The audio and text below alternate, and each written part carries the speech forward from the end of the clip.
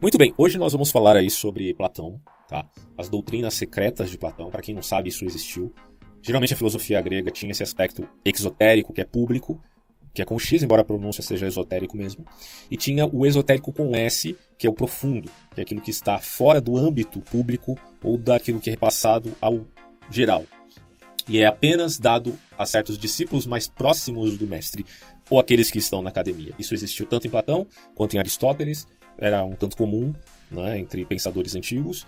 E aqui se dirá da primeira e da segunda navegação, que eu já mencionei antes, a primeira navegação dos fisicistas. A gente pode fazer uma síntese aí dizendo que os fisicistas tinham uma concepção de ser única, enquanto Platão dá uma certa dualidade nesse aspecto, daí ele falar de segunda navegação, certo?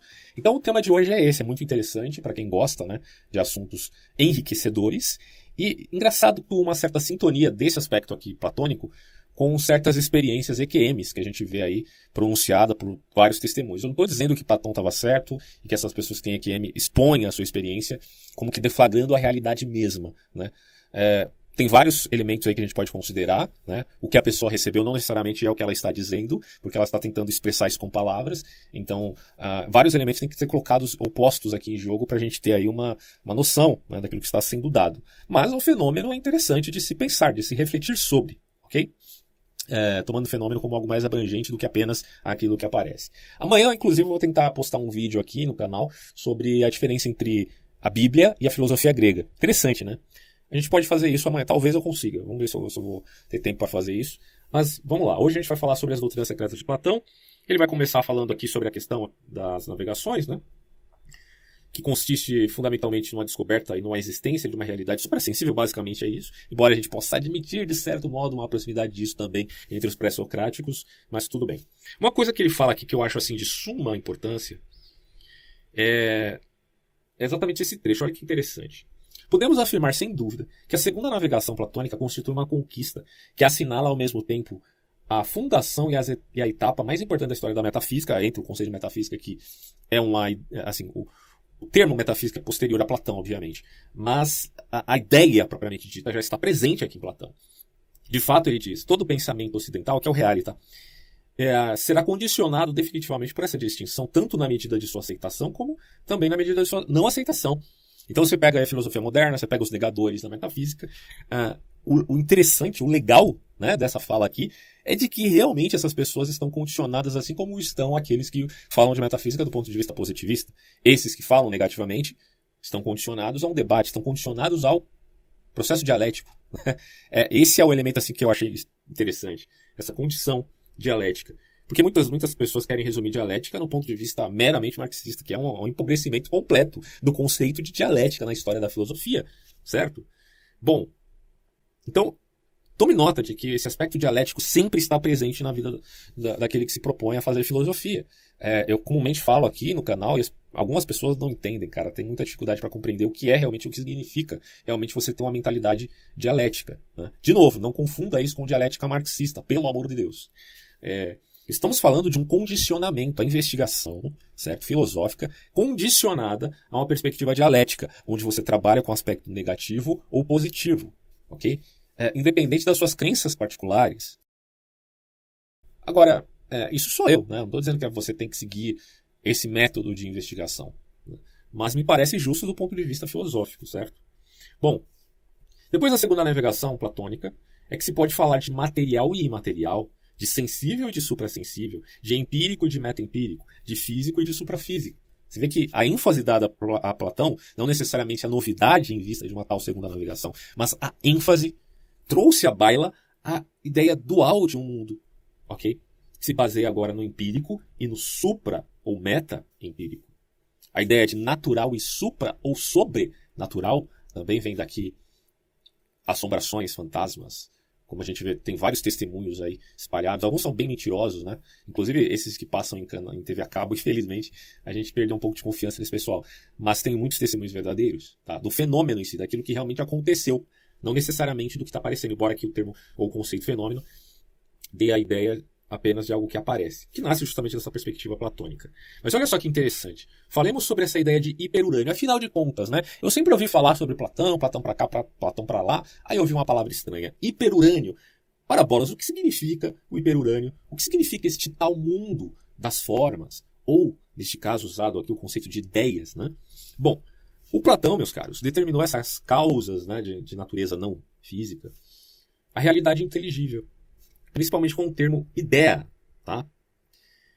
Ou eidos, que significa forma. As ideias, que falava Platão, não são, portanto, simples conceitos ou representações puramente mentais, mas são entidades substanciais. Você está entendendo isso aqui? Isso aqui é Platão. Você sabe que Aristóteles muda. Né? A substância está nas coisas. Mas aqui as ideias estão no hiperurânio. As ideias, em suma, não são simplesmente pensamentos. Não.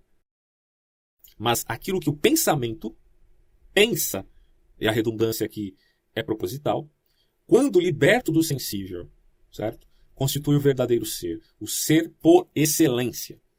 Em outras palavras, as ideias platônicas são a essência ou as essências das coisas, ou seja, aquilo que faz com que cada coisa seja aquilo que é. Platão usou também o termo paradigma, que é um termo muito comum na modernidade, para indicar que as ideias representam o modelo permanente de cada coisa, como cada coisa deve ser do ponto de vista das substâncias que estão no hiperurânio. Entretanto, as expressões mais famosas utilizadas por Platão para indicar, né, as ideias são indubitavelmente o em si, por si, e também em si e por si. O belo em si, o bem em si e por aí vai. Frequentemente mal compreendidas, a ponto de terem tornado objeto de ásperas polêmicas, já a partir do momento em que Platão acabou de cunhá-las, tais expressões, na verdade, indicam o caráter de não relatividade e o de estabilidade, o caráter absoluto das ideias.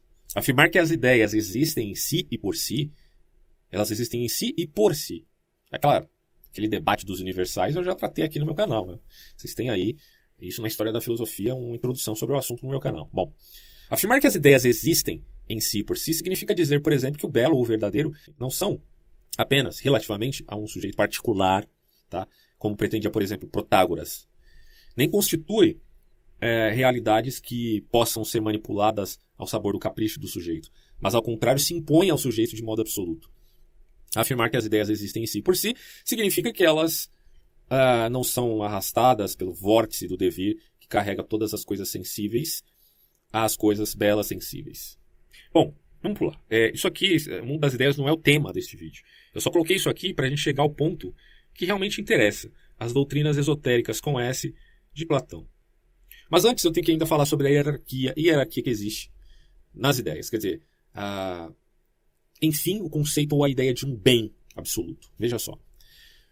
Como já tivemos ocasião de salientar, o mundo das ideias, pelo menos implicitamente, é constituído por uma multiplicidade, porquanto existem ideias de todas as coisas. Você tem, olha só, ideias de valores estéticos, ideias de valores morais, ideias das diversas realidades corpóreas, ideias dos diversos entes geométricos e matemáticos, e por aí vai, não é? E fica evidente que Platão podia conceber o complexo das ideias como um sistema hierarquicamente organizado e ordenado. Não está explícito, mas ele poderia conceber isso dessa forma, no qual as ideias inferiores implicam as superiores, numa ascensão contínua até a ideia que ocupa o vértice da hierarquia. Ideia que condiciona todas as outras e não é condicionada por nenhuma delas. Ou seja, este é o dito incondicionado, ou, em outros termos, o absoluto. Nas doutrinas cristãs será dito que o Uno é Deus, não é o demiurgo. A gente poderia tomar uma certa comparação com um devido cuidado, tá? De que se em Platão há o Uno e há o demiurgo, no cristianismo há Deus e há o Filho, ou o Messias, ou no caso o Cristo, certo? Essa comparação tem grandes similaridades e algumas diferenças que a gente tem que considerar também, mas só estou trazendo isso aqui para você já ver aonde a gente vai chegar. Bom, sobre esse princípio incondicionado, situado no vértice, Platão se pronunciou expressamente, embora de forma incompleta, em A República, afirmando tratar-se da ideia do bem. O sol, quando o cara sai da caverna, olha para fora, ele vê que o mundo é muito mais do que ele pensava, e de repente ele olha e vê o sol brilhando, e ele diz, eis o bem. Engraçado porque dá a ideia muito curiosa de heliocentrismo, né? Vocês já pensaram sobre isso? Que Platão parece que dá a ideia heliocêntrica aqui, de que o sol é o bem supremo, hierarquicamente falando. Claro que essa é apenas uma aplicação que eu estou fazendo. Não estou dizendo que Platão era necessariamente heliocentrista, pelo amor de Deus. No meu vídeo sobre o Wolfgang Smith, onde a gente tratou algumas críticas ali, eu não deixei enfatizado um ponto. Que o centro do sistema solar, obviamente não é o centro do universo, vocês já sabem, né? E nem da galáxia. Mas o centro do sistema solar não é necessariamente o Sol, tá? O que daria a ideia, então, de defesa heliocentrista. Mas é o centro de massa, ok? Então, portanto, é o centro de massa, o centro, enfim, né, do sistema solar, e não o Sol propriamente dito.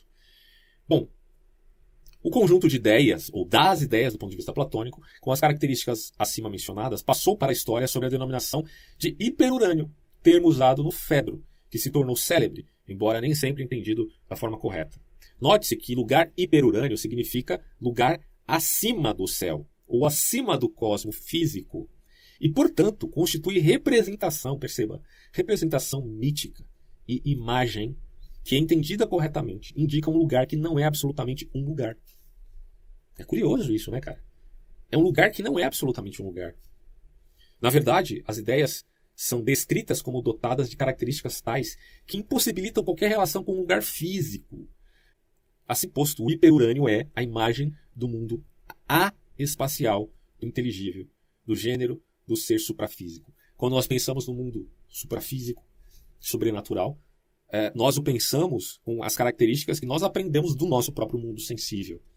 Certo? Mas é um processo que é similar ao que se faz com Deus do ponto de vista de um antropomorfismo ou de uma antropopatia. Pensar o mundo sobrenatural, na perspectiva de Platão, como exatamente idêntico a este, é pensar com pouca exatidão o que poderia ser, enfim, este tal lugar que é um não lugar. É um topos. Mas em que sentido poderia ser o suprassensível topos? Certo? Finalmente, podemos concluir que, com a teoria das ideias, Platão pretendeu sustentar o seguinte: o sensível só se explica mediante o recurso ao suprassensível. O relativo só se explica ao recurso do absoluto, ou não. Tudo é relativo. Bom, então você já está falando que se tudo é relativo, tal afirmativo é um absoluto. Certo? Vê a contradição óbvia e simplista do que a gente está dizendo aqui. Mas o relativo depende do absoluto, assim como o sensível do suprassensível, assim como o móvel do imóvel, assim como o corruptível do eterno. E parece até uma coisa um tanto óbvia, né? Algo tem que ser eterno nessa existência, ou aquilo que está fora dela, se é que podemos dizer assim, do ponto de vista platônico. Ou eu estou errado. Ou seu materialismo vai chegar ao ponto de admitir uma aporia simplesmente porque admitir o eterno não se encaixa com a sua cosmovisão. Pois é, meu caro.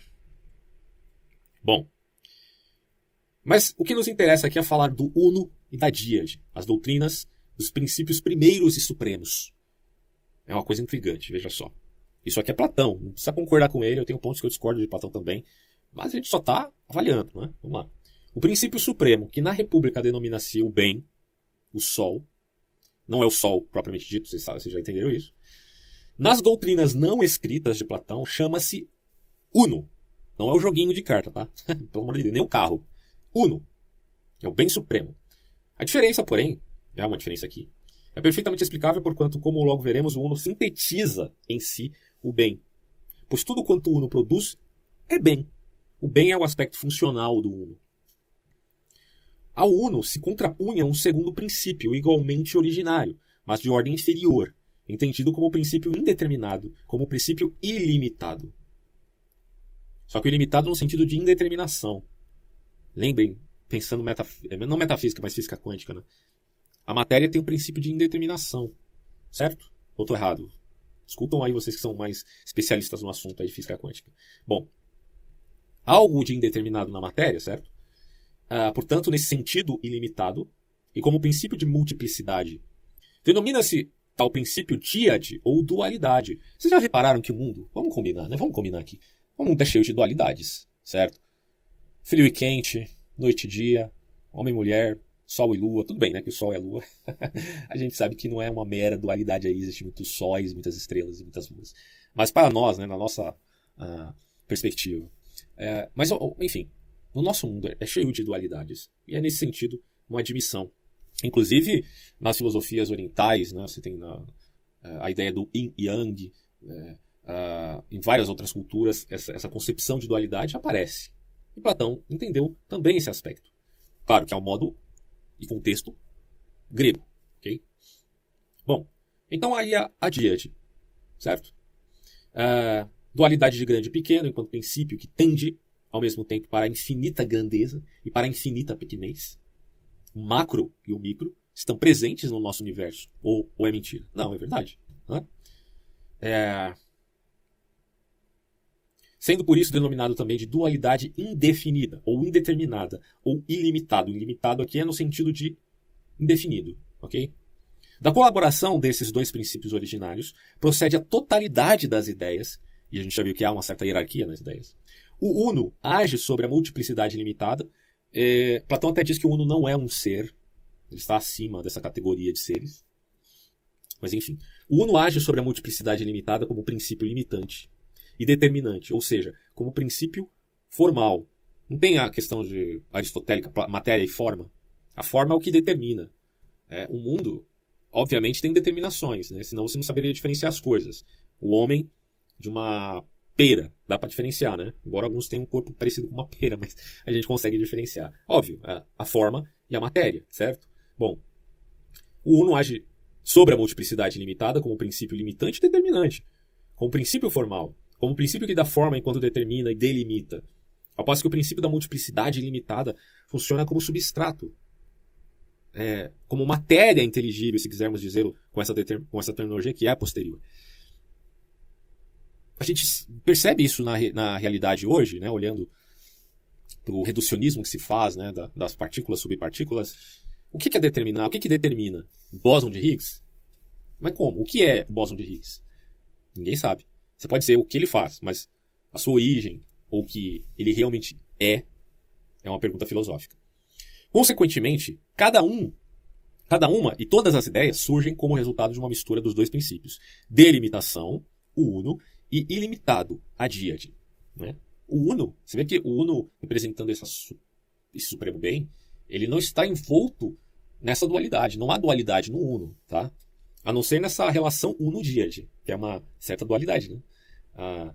Mas o uno, como sempre acima, além do ser. Além do ser. É interessante se pensar uma coisa dessa aqui, do ponto de vista metafísico. Bom. O uno, enquanto delimita, se manifesta como bem. É aquela coisa da causa vertical, né, que é repassada aí por alguns pensadores desse ramo, dessa linha de pensamento. Uma causalidade vertical e não horizontal, como se pensa dentro do materialismo. Né? Bom, o uno, enquanto delimita, se manifesta como bem, porquanto a delimitação do ilimitado, que se revela como forma de unidade na multiplicidade, é essência, é ordem, é perfeição, é valor. Muitos dirão, Aristóteles corrigiu esses exageros platônicos. Mas alguma coisa que é em Platão não há em Aristóteles, e talvez Platão tenha alguma razão que em Aristóteles ainda não se tenha achado. Eis a consequência, ou as consequências que daí derivam. O uno é princípio de ser, porquanto, como vimos, o ser, ou seja, a essência, é uma substância, a ideia, nasce precisamente da delimitação do ilimitado, só que o uno não é ser, não é substância. É princípio de ser e de substância. É princípio de verdade e cognoscibilidade, porquanto só aquilo que é determinado é inteligível e cognoscível. É princípio de valor, porque a delimitação implica, como vimos, ordem e perfeição, ou seja, positividade. E, finalmente, pelo que é possível concluir a partir de uma série de indícios, Platão definiu a unidade como medida, e mais precisamente como medida absolutamente exata. Né? Essa teoria, atestada especialmente por Aristóteles e pelos seus comentadores antigos, apresenta-se confirmada por muitos diálogos, ao menos a partir da República de Platão, e revela clara inspiração pitagórica. Né? Aqui, a contribuição pitagórica no pensamento platônico. Ela traduz, em termos metafísicos, a característica mais peculiar do espírito grego, que nos seus mais variados aspectos manifestou-se como estabelecer limite para aquilo que é ilimitado, como encontrar da ordem em relação a essa justa medida que aparece primeiro no mito, primeiro na poesia grega de Homero, de Hesíodo, essa justa medida, essa forma, né, que aparecia na poesia, agora está aparecendo na filosofia como um insight, ok? Da forma e da matéria, da determinação e do ilimitado. Veja o conceito de apeiron para vocês entenderem, olha só. Apeiron significa infinito, indefinido, ilimitado. Só que em Platão designa um elemento indeterminado. Né? Esse elemento é determinado e delimitado pelo limite, que é aí do uno, certo? O conceito é peras, princípio limitante. A mistura desses dois princípios, que do uno e da díade, constitui o ser de todas as coisas. ok? Cada coisa é representada por um ser no hiperurânio. O apeiron, em nível originário, é o princípio da díade, certo? No plano sensível é a chora. A chora é o princípio material. E o princípio material é o princípio caótico. É a matéria informe. Matéria informe sobre a qual o demiurgo age para produzir o mundo. O demiurgo é um arquiteto do universo, né? Uma concepção até tida lá na maçonaria. Não sei se cada maçom pode pensar de um jeito diferente também, né? Mas, enfim, cai como uma luva na ideia de um arquiteto. Porque ele não cria do nada. Isso aqui é Platão, isso aqui não é a Bíblia, tá? Apesar que na Bíblia também já é uma sofisticação filosófica a ideia do ex nihilo. Mas o demiurgo aqui, ele tem uma matéria informe. Tem um material caótico que ele usa para produzir um mundo, transformando o caos em cosmos.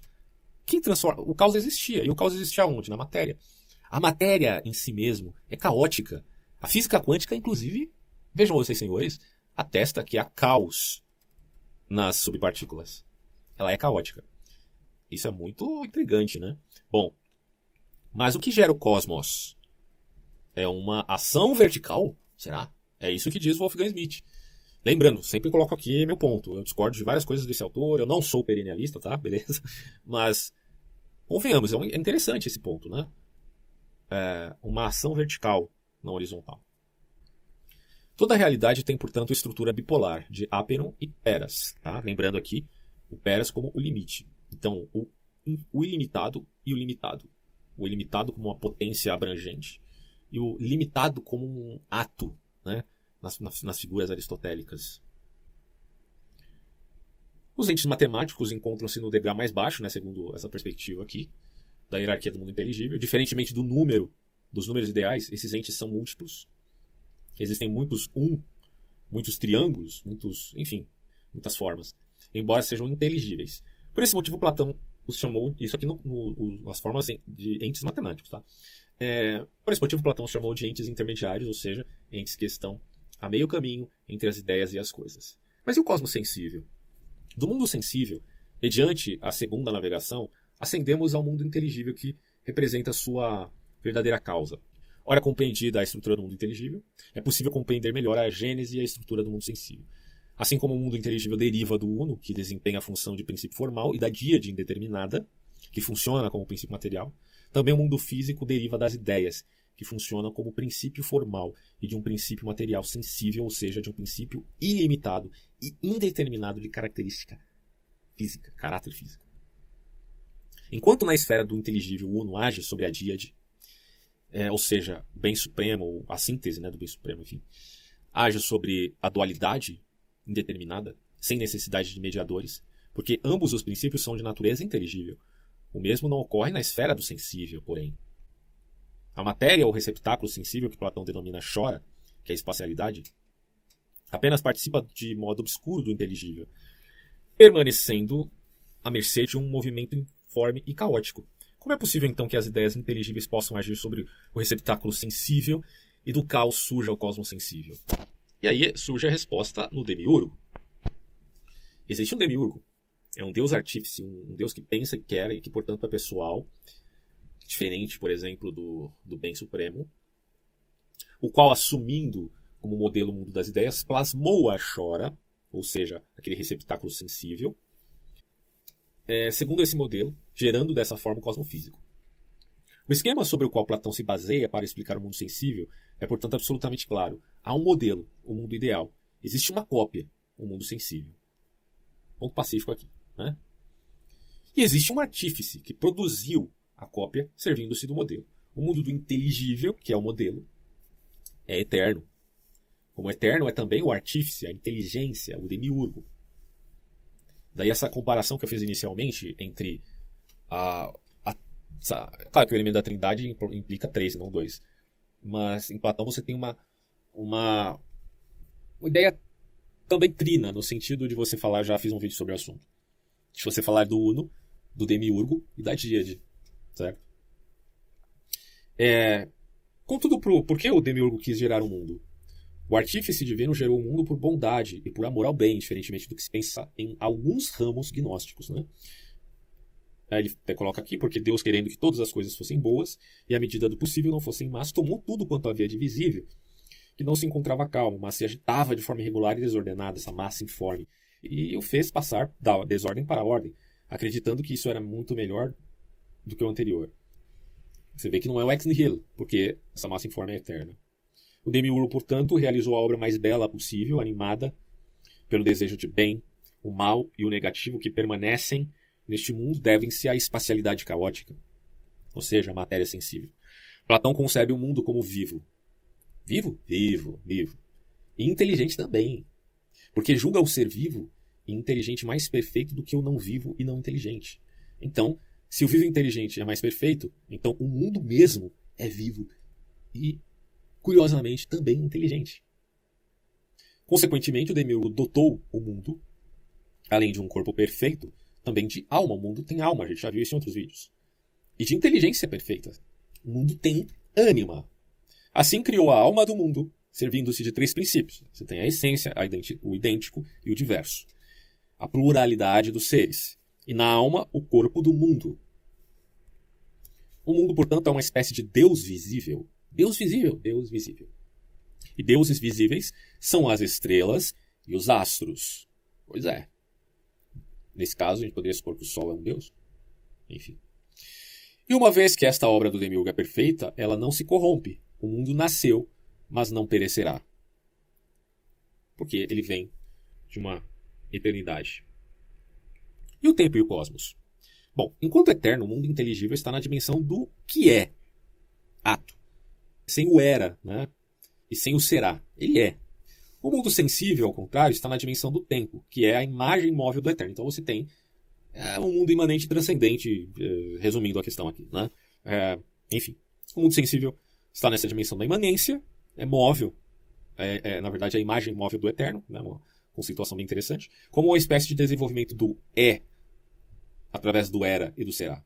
Aqui, neste mundo, existe passado, presente e futuro. No de Platão, o mundo eterno é eterno e pronto, acabou. Ali as coisas são. Aqui, as coisas estão sendo. Por isso que eu fico meio com o pé atrás quando as pessoas ficam me questionando. O que você é? É isso, aquilo outro? Né? No fundo, admitamos que todos nós estamos sendo. O tempo, portanto, nasceu junto com o céu, ou seja, com a geração do cosmos, o que significa que antes da geração do mundo não existia tempo. Isso aqui é muito parecido com a ideia do Big Bang, né? Ou de grande expansão, que eu acho que é um conceito mais adequado aqui. Dessa forma, o mundo sensível torna-se cosmo, ordem perfeita, que marca o triunfo do inteligível sobre a cega necessidade da matéria, por obra de quem? Do Demiurgo. E aí você tem algumas... Você tem aqui um infográfico bem interessante, né? Você tem deixa eu só virar aqui um pouquinho. Vamos lá. Pronto. Você tem a esfera dos princípios. Então, você tem ali o Uno e a Díade, que interagem e formam todas as coisas. Tudo que existe é um misto de limite Uno e limite Díade. Aí você tem o Uno e a Díade diferenciando um do outro. O Uno é o princípio formal de unidade, definição, determinação, verdade, cognoscibilidade, valor, medida exatíssima. O Uno está acima do ser. Aí você tem a Díade, que é a dualidade de grande e pequeno. Princípio material, de indeterminação, de multiplicidade, está abaixo do ser. E aí você tem os níveis da realidade. Esfera dos princípios, mundo das ideias, que você contém todas as ideias tendo no vértice a ideia do bem, que é o Uno.